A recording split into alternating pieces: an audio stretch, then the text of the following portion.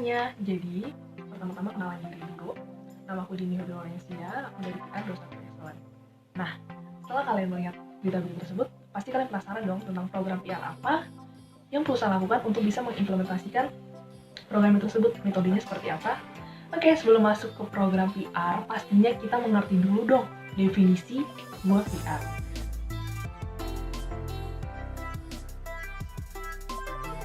Kemudian, ada dua peran PR yang dominan. Yang pertama, technical communication atau teknisi komunikasi. Sesuai dengan namanya, bagaimana seorang PR tersebut terjun langsung kepada teknik-teknik komunikasi yang terjadi, seperti menulis siaran pers, memberikan siaran pers kepada media, mengedit majalah, dan mengisi konten website. PR ini lebih fokus kepada implementasi yang terjadi. Kemudian yang kedua adalah manajemen komunikasi atau manajer komunikasi. Bagaimana seorang PR mengelola dan merencanakan program PR, program hubungan masyarakat di perusahaan tersebut. Nah, jabatan ini atau manajer komunikasi ini tuh lebih fokus diisi oleh expert atau sesuai dengan jam terbang komunikasi yang sudah tinggi. Kita lihat juga dari deskripsi pekerjaan mereka. Marketing itu lebih fokus kepada penjualan dan kepentingan konsumen. Kedua adalah seorang PR lebih fokus pada hubungan antara organisasi dan publiknya. Bagaimana perusahaan itu memberikan niat baik pada publiknya. Dan publik melihat bahwa perusahaan tersebut memiliki niat baik. Nah, niat baik tersebut menciptakan reputasi perusahaan. Oke, setelah kalian mengetahui definisi PR, teori PR, seorang PR juga harus bisa membuat program plan atau program PR yang dilakukan perusahaan. Nah, saat perusahaan menjalankan program, pastinya harus melakukan penelitian atau research. Research ini bisa dilakukan berbagai cara, dengan dua cara, yaitu pertama, primary research, kemudian yang kedua adalah secondary research. Primary research ini, sesuai dengan namanya, kita primer secara eksklusif melakukan penelitian. Nah, primary research ini cenderung membutuhkan biaya besar. Nah, primary research ini dibagi lagi menjadi dua penelitian. Yang pertama adalah kuantitatif, kemudian adalah kualitatif. Kuantitatif adalah penelitian yang berupa nilai. Nah, hasilnya itu bisa berupa web survei, hasil sampling, hasil pengukuran, data statistik, dan juga infografik. Yang kedua adalah kualitatif. Kualitatif ini juga berisi mengenai opini atau pendapat mengenai fenomena yang terjadi, fenomena yang kita teliti. Nah, hasilnya ini bisa kita dapatkan dengan cara yaitu wawancara, focus group discussion. Secondary research, secondary research ini adalah penelitian yang sudah dilakukan oleh peneliti sebelumnya, tetapi selaras dengan fenomena yang akan kita teliti. Secondary research bisa kita peroleh dari buku, dari majalah, dari jurnal akademik ataupun jurnal profesional, dari berita, dari film, dan juga dari data terkait atau basis data. Oke, setelah kalian mengetahui artinya PR, apa yang PR kerjakan, dan juga penelitian yang sudah dilakukan, ini adalah hal yang penting, yaitu membuat program atau membuat perencanaan.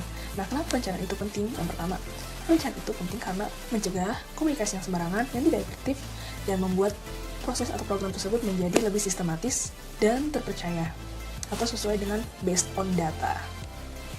Oke, kita lanjut ke pembahasan utama, yaitu bagaimana sih cara membuat perencanaan atau membuat program public relation. Ada beberapa cara. Yang pertama adalah situation analysis atau analisis situasi. Nah, di sini kita melihat sekitar perusahaan kita, apakah baik, apakah bagus sebagai pertimbangan untuk melakukan program PR tersebut. Nah, di sini kita membuat profil perusahaan, memuat citra perusahaan kita di mata publik. Nah, di sini kita akan breakdown 3 analisis dalam analisis situasi. Yang pertama adalah menganalisis lingkungan. Nah, di sini kita melihat perubahan sosial apa yang terjadi di sekitar kita, perubahan lingkungan apa yang terjadi di sekitar kita, dan apa yang perusahaan bisa atasi dengan permasalahan tersebut. Dan di sini sebaiknya kita menggunakan analisis phase, politik, ekonomi, teknologi, dan sosial. Phase analisis dibutuhkan karena untuk mengidentifikasi pengaruh eksternal yang dapat mempengaruhi perusahaan dengan berbagai cara. Yang kedua adalah menganalisis organisasi atau menganalisis perusahaan kita. Dan di sini kita melihat profil perusahaan, kita memberikan profil perusahaan kita, visi misi perusahaan kita, dan juga apa kontribusi sebelumnya perusahaan terhadap masyarakat. Nah, sebaiknya di menganalisis organisasi ini kita menggunakan analisis SWOT, strength, weakness, opportunity, dan threats. Dan juga kenapa SWOT digunakan atau SWOT dibutuhkan?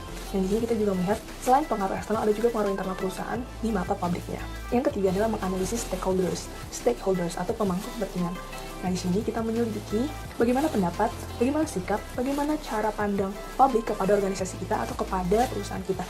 Di sini kita mencakup reputasi perusahaan kita dalam penilaian dari mata publiknya. Nah, selain reputasi, kita melihat visibilitas, sejauh mana perusahaan sudah diketahui di mata masyarakat.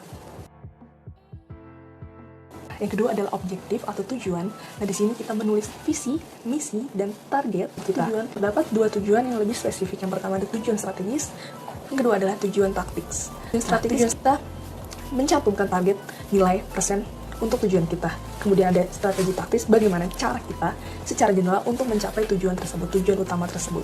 Nah, dalam objektif ini sebaiknya kita menggunakan analisis SMART.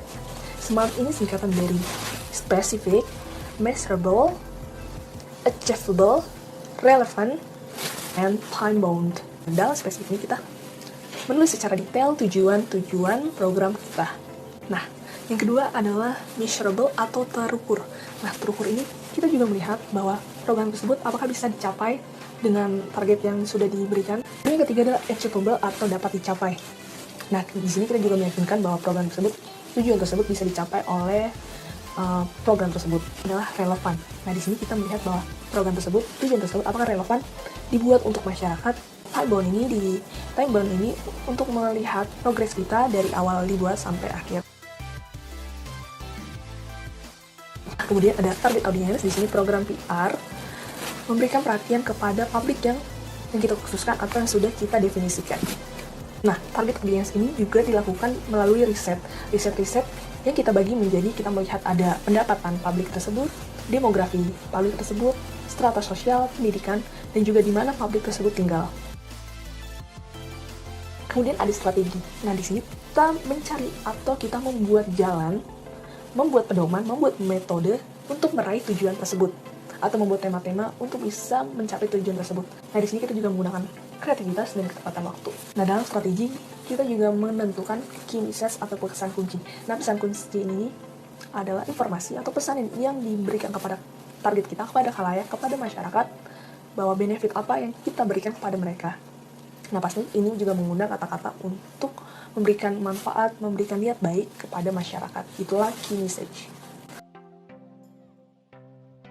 Nah, kemudian ada taktik atau tactics. Nah, sebelumnya strategi juga memberikan jalan, tetapi jalan tersebut lebih general atau lebih luas. Nah, kemudian taktik dibuat untuk menspesifikkan dari setiap strategi yang dibuat. Timeline atau garis waktu. Nah, di sini kita memberikan waktu, memberikan deadline pada setiap strategi yang dibuat. Budgeting atau anggaran.